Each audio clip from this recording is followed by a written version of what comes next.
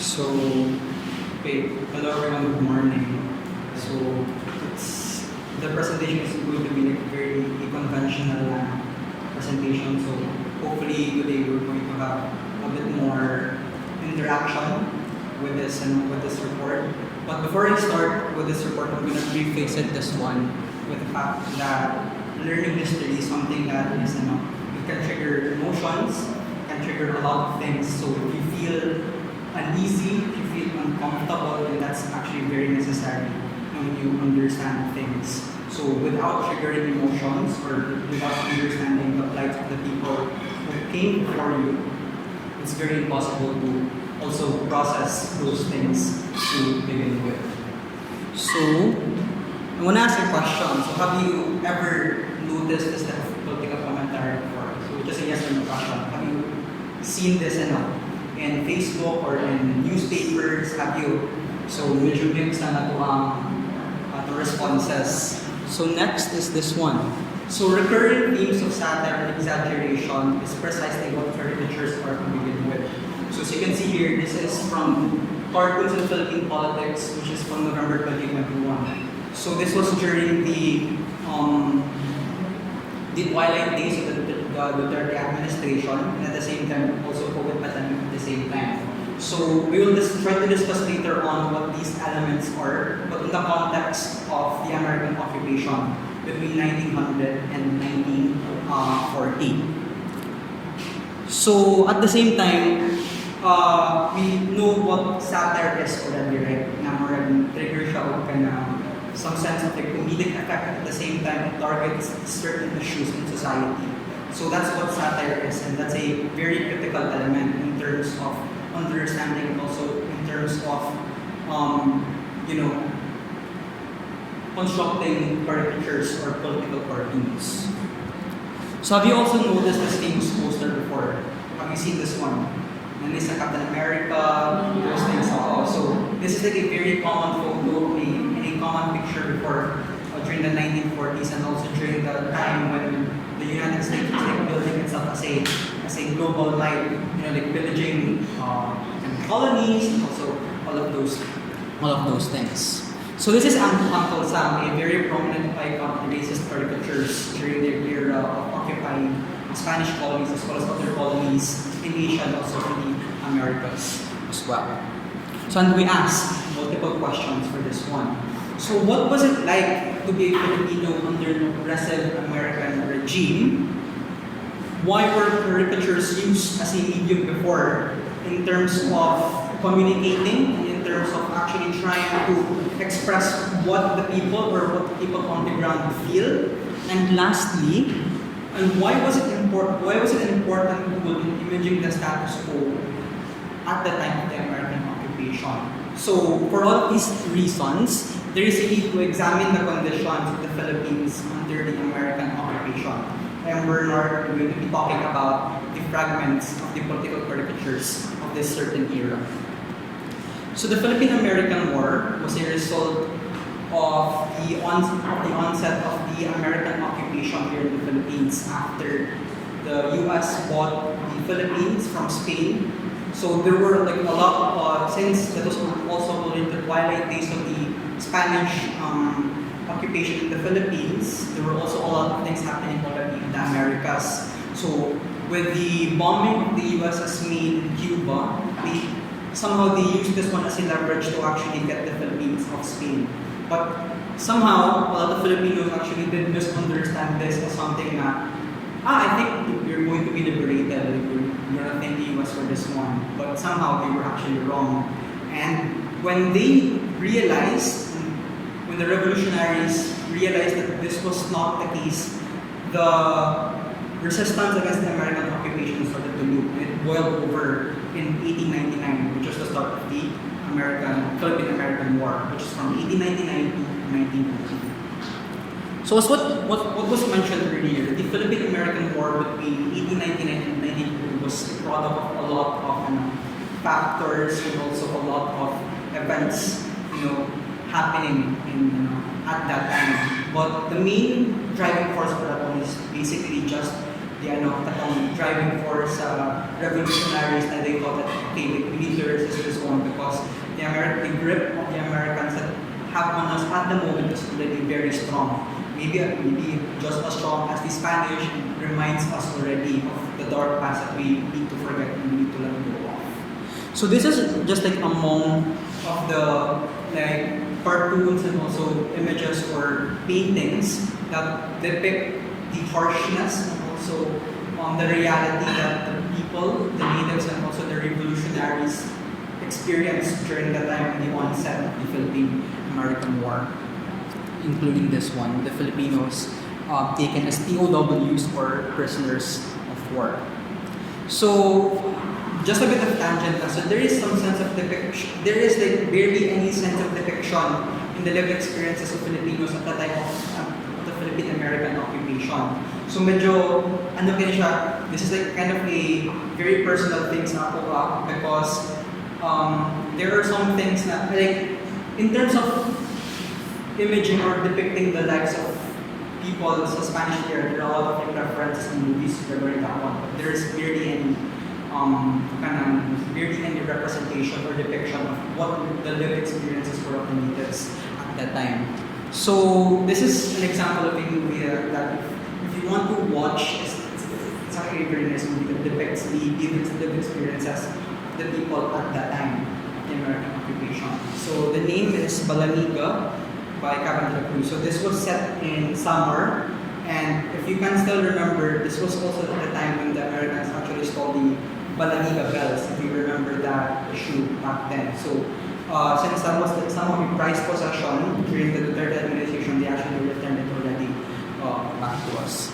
But going back to the topic, we need to talk about what happened during the American colonial rule and what happened during this time that triggered political caricatures to begin with. Because we cannot just directly delve into like discussing the caricatures without actually examining what the experiences or what the conditions were at the time of the onset of the war and also the transition to the insular government which started in the 1900s. So what happened during the establishment of the insular government and also the beginning of the American occupation post the Philippine-American War? So again, as I said earlier, a lot of prisoners were incarcerated, taken as POWs, and there were like a lot of like war crimes that happened during this time. So this, among all things, also led to the happening of massacres, especially in Mindanao. So if you remember this photo, the Gudao massacre or the Gudao battle, which resulted in thousands of natives in Mindanao being killed and pillaged by American forces. So at the same time, U.S. Economic reforms were made to boost U.S.'s economic pillaging in the territory. So that was in the form of monopolies, cash crops, etc. So apart from monopolies, cash crops, there were also like programs that enrich the lives of other people that nag-grow up ng meager na socio-political status, which I'm going to be discussing later on. So lastly, racist political cartoons are made mainstream in the form of caricatures. So if you can see, the way how Americans depicted us Filipinos and also the people the territories that they colonized, they depicted us as subhumans, or people who were uneducated, people who are not exactly the same as them, whose skin is white. So that sense of like wavering sense of racism and also superiority was like a very prevailing theme in the form of in caricatures and how they actually depicted us back then. So what exactly are caricatures to begin with? So let's discuss that one right now. So I want to ask you, do you recognize who this is? Si Maria Arroyo, very good. Okay, how about this one? How about this one? This is, okay, that's Duterte. Next, how about this one? Sige.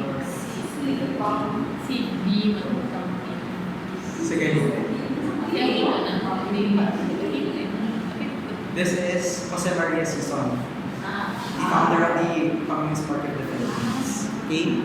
And then, do you recognize who these people are? So, this was during the height of the Philippine COVID pandemic. So, this is Francisco Duque.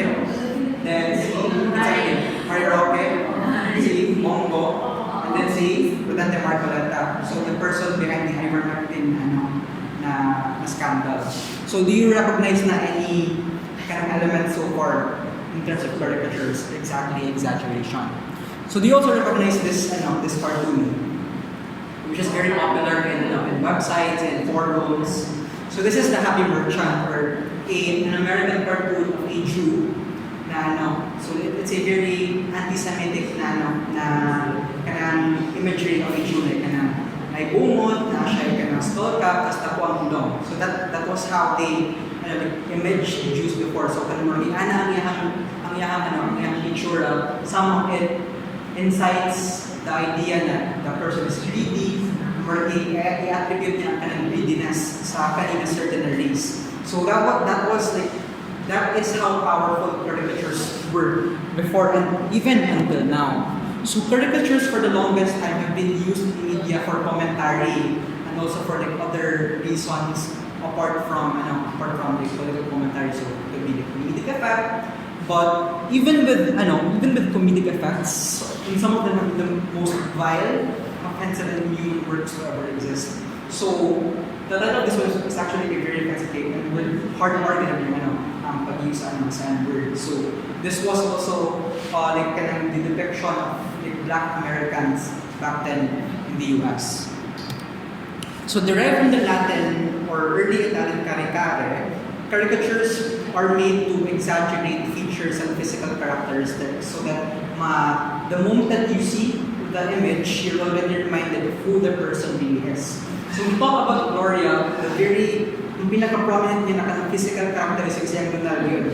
So makita natin dito. So, and for Bigong, medyo old na kanya face, ang ilong na kanya pores. So that was like those are like features, external features and characteristics that actually make caricatures very effective and make the viewers and also the consumers of such material remind them directly of what the person kung saan ginawa ng person and type of media.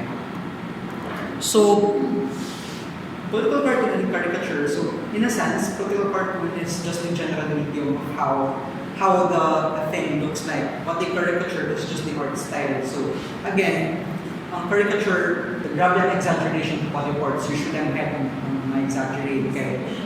Facial na features sa tao, dito mo sila ay, diba? O silang face. It could be the eyes, it could be the skin, or it could be the physical characteristics of the skin.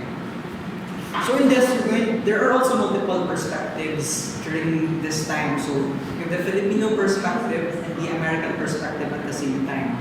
So this one, ang mga makapalan also the Filipinos perspective, which also was a very racist political cartoon and caricature back then.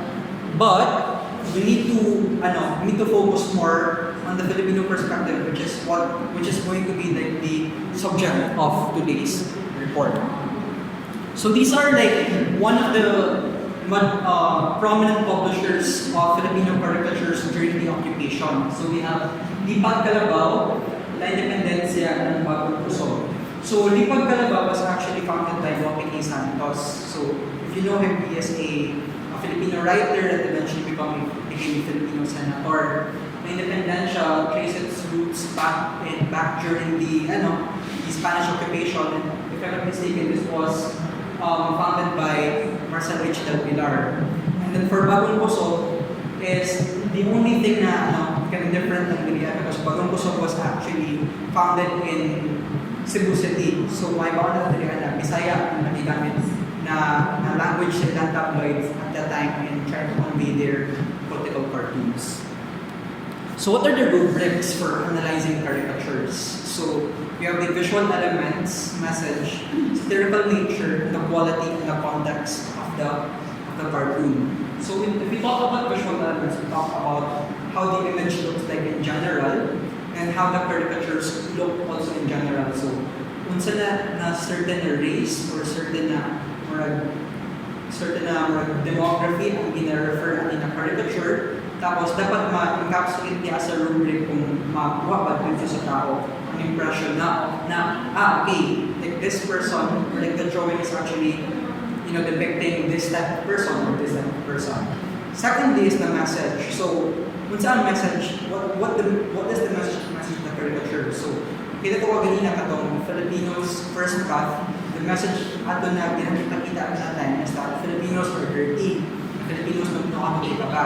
So, dapat immediately makuha sa mo ang message. Like isang satirical nature, katong bakang Gloria, bakang Duterte, and all those other things. So, makita niyo mo na, okay, marami ka, pero hindi siya nga nakaseryoso. Funny siya, but at the same time, even if it's funny, it does, can tackle like very certain deep-rooted issues within society. In quality and context, justice ang lang, an amalgamation of both the message and the satirical nature of the cartoon. So let's start to analyze 10, because I have 10 cartoons to show you today. So this one, Stunted Pinoy Growth, Chinoy's Overtake Natives to Prosperity. This was during the American era. So what do you notice so far? Between the economic prosperity between the Chinese and the Filipino. Sige sila bantayan. Chinese and Nagkating na siya prosper siya. Okay. Filipino kayo. Okay, so same lang. So the first thing that we need to look at here is that the faces of the Chinese na depiction at that time sa mga Chinese people, tapos lahat masyado siya pamitil, tapos singkit, ito easy. Oo. So iba na ang depiction at that time. However, for the common Filipino, naka-straw hat, naka-simple shirt, hindi nila nag-shorts. Oo. But you can actually see the progression here na grabe ang decline sa Filipino na grabe ang pagka-empower sa Filipino at the same time grabe ang pag-prosper sa mga Chinese. So, from using sticks to transport goods, this one, siya yung na store, and eventually na siya ang sakyanan. But for the Filipino, because of economic reforms at that time, even though like the US kind of stopped or tried to suppress slavery and oppression, it wasn't actually really suppressed. In the sense, they still kind of like try to push back Filipinos in certain areas sa society na hindi sila maka-accept. That's why somehow the Chinese were able to capitalize on this one instead. Na makita to karon na effects at nahinatan kay Bernard makita to karon na a lot of businesses in the Philippines are run by Chinese tycoons. So like these were the first manifestations of that one. Next is the candidate Longinus, which was published by Impag Calabao in 1906. So more context on this one. Do you know Macario Sakay? Okay, so Macario Sakay was the president of the Philippines during this time, 1906. And then, do you know Longinus? Siya ito ang nag-spear kang Jesus across kasi pag-ano awas ng water. So, as you can see in this cartoon, yung anong picture ni Macario Sakay na taas ang buhok, Pinoy kayo pagawong. He was actually executed by the Americans, pero in a sense, naset up siya because there was one person na in a sense nag-speech sa iya, si Gomez. So, mentioned niya na you come to this place because we're going to negotiate some things, but he didn't realize eventually that it was actually a trap. And then what happened next is that namatay sa pagkakauban na mga kauban because they were, in a sense, also like revolutionaries at that time. So, as you can see, people na nilansang kauban niya can bear the same facial characteristics as him. So that ma-remind sila na ang mga kauban ni Sakay are just the same as him. Same ilang motivations, same ilang agendas. Next is the Bangkok National collapse in 1924. So during this time, a lot of loans were made sa mga bangko. The people who were loaning this time of at this time of the occupation were both Americans, mga rich people, and also mga poor people na katong nagabaktaman sa kanila. So if you can notice, this was during 1924, so this was during the onset of the Great Depression. So mabantay natin rin na the Philippine economy at the time was already, kaya na siya, very, very shaky, very volatile, and a lot of people were already starving, and then businesses, even though businesses were suffering at the same time, they found some ways to continue to prosper through means of exploitation. So as you can see here, looking at the data na ang kanyang mga ilagak are just metaphors of kanang could be people or could be, like, in a sense, politicians na kanang mag-continue kanang loan sa bank even if wala na important banking institution. Next is this one, still going to be the same. So this is from the Bagong Kusog in Cebu, still the same year. So nakita natin dito na ang mga demokrata may utang din sa bangko. Tapos mo siya, kung gayon, bakit mga nationalist na lahat nasa debate or na katong mga people lang na urban natives or katong mga people doon lang, mga middle class people or just nasa sila sa or katong incarcerated sila compared sa people who belong in a higher social status. Next is a new wrinkle in the art of thieving. So, babantay natin sa na during the time, grabe ang struggles sa land reform and also agrarian problems at that time. So, a lot of American people and also their mules, their cronies, in a sense na take advantage nila ng weak na policies back then. So, the weak policies basically mean na with this plot of land, you can basically just own this niya. People who were in this land first were basically rendered powerless. That's why makita natin diri the homesteaders or the farmers are kind of exploited for their work continuously. While the people who are just living in their own houses in comfort continue to earn more money every day, while the farmers continue to bleed money and bleed literally every day.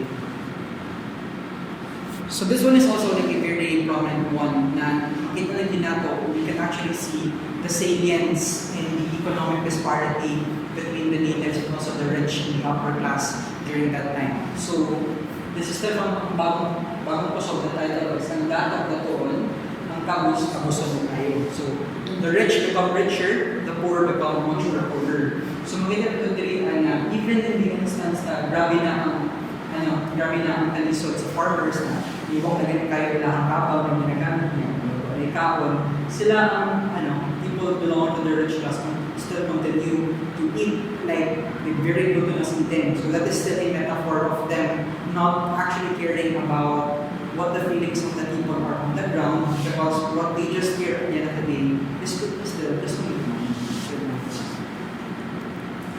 So equal work and equal salary. So why is this one? So apart from the economic disparity because of the division sa labor at that time, it's the disparity in terms of income which is motivated by race. So na difference between the Filipino teacher and the American teacher. So the Filipino teacher is, as you can see here, is struggling to maintain the school because of their low salary. However, for the American teacher, they get higher salary, but at the same time, maragbilit nila na sila mag-isod to manage sa ilang responsibilities as a teacher.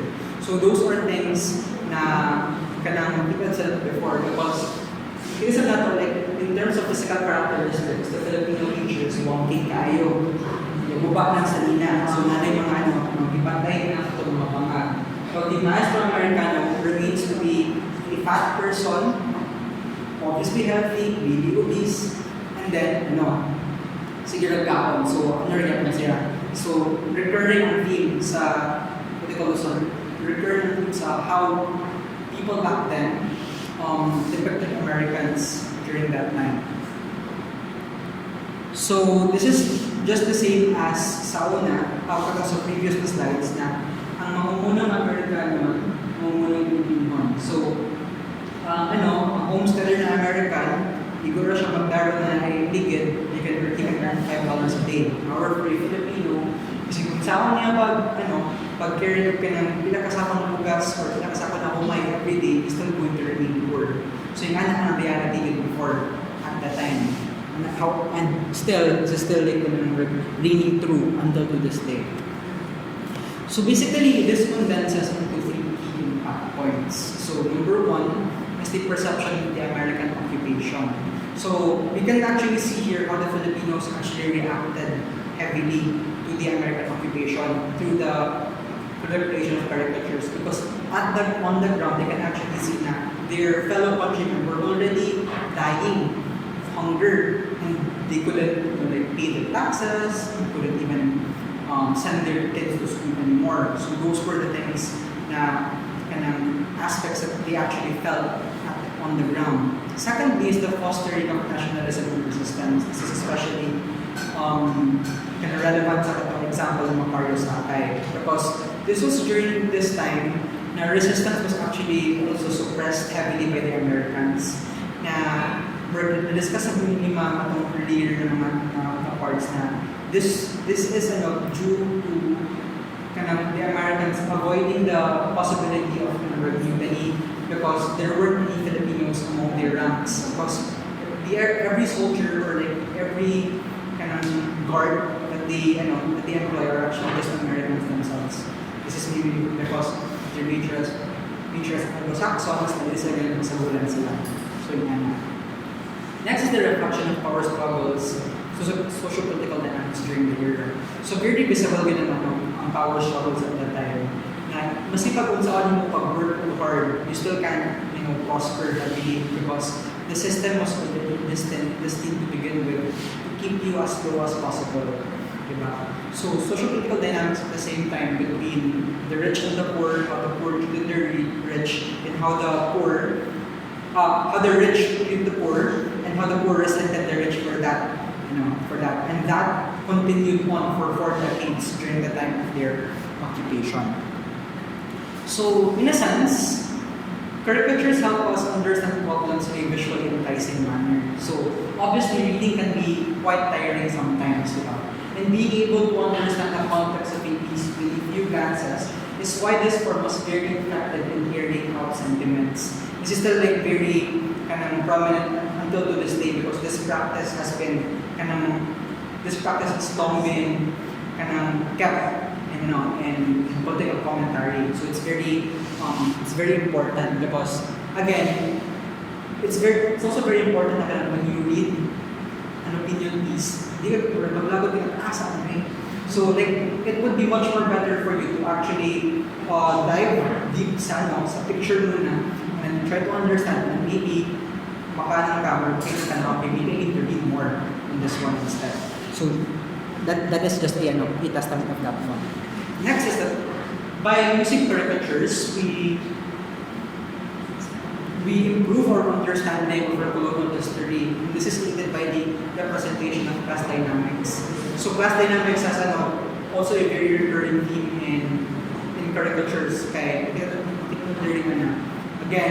depictions of poor and the depictions of rich, grabe ang disparity. Grabe ang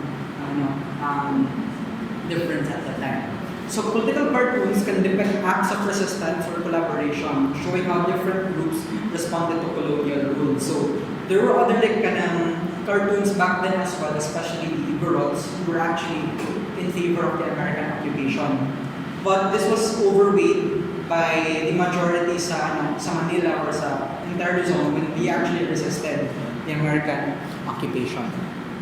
So before I end this one, have you read Rudyard Kipling's White Man's Berlin? Or do you remember it being discussed in elementary? Wala sa. Because I do remember Rudyard Kipling's The White Man's Burden being discussed in elementary.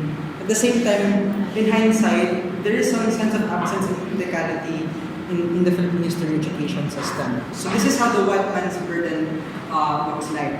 So if you can see this, cartoon, you can actually see that this is Uncle Sam and then the version of Uncle Sam sa United Kingdom, sa Great Britain.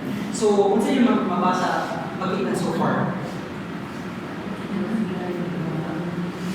na these Western democracies somehow feel the need to uplift these colonies out of barbarism, ignorance, superstition, because they think na we're actually like the superior race. Sila na okay, we need to like uplift these people na ayaw ng mga situations because we think na our culture is definitely better, our practices are better, our people are better compared to them. This is especially very offensive in the sense that people na mga colonies na di-occupy sila at that time, nakalipik sa very act. So now Cuba, Hawaii, Philippines, so on and so forth. So grabe ang depictions at was all grabe ang exaggerations of physical features na murag ihalintulad na sa usaka murag unggoy ba or something. So grabe kayo na-humanizing at that time. So magdadali Filipinos, mga Cubans, si Uncle Sam na ay naglisod tayo siya that he's having a difficulty carrying these colonies out of these ignorances daw sa colonies na inherent sa buwa at that time. The same goes for United Kingdom na kailangan colonize in India and among like a lot of African territories as well, especially Sudan. So because of that, the path sa ilang journey basically ends in civilization. So basically, the ilang perception was that these people were actually not in a civilized, were not brought up in a civilized manner or in a civilized institution. That's why they feel like it's important. It's their responsibility. Okay, we need to like put these people into we need to teach these people how to actually live like us. So it's very, very offensive. And then at the same time, I do remember this being discussed in elementary. However, I think it's very important for us, especially when we're starting out as kids, to actually try to realize how heavy this and how heavy like these cartoons are. Because I do remember in our books before that had these cartoons, and then the discussion was like very eager lang. Okay, it's like this, but there was never really there was no substantial analysis of like why was it like this to begin with, and why should we be angry about what happened. So it's very unfortunate that somehow I only realized that maybe only a few years after. But at the very least, we already know that what happened was actually wrong. We're still somehow in the process of trying to correct that and unlearn those things. And for all those reasons, thank you so much for listening.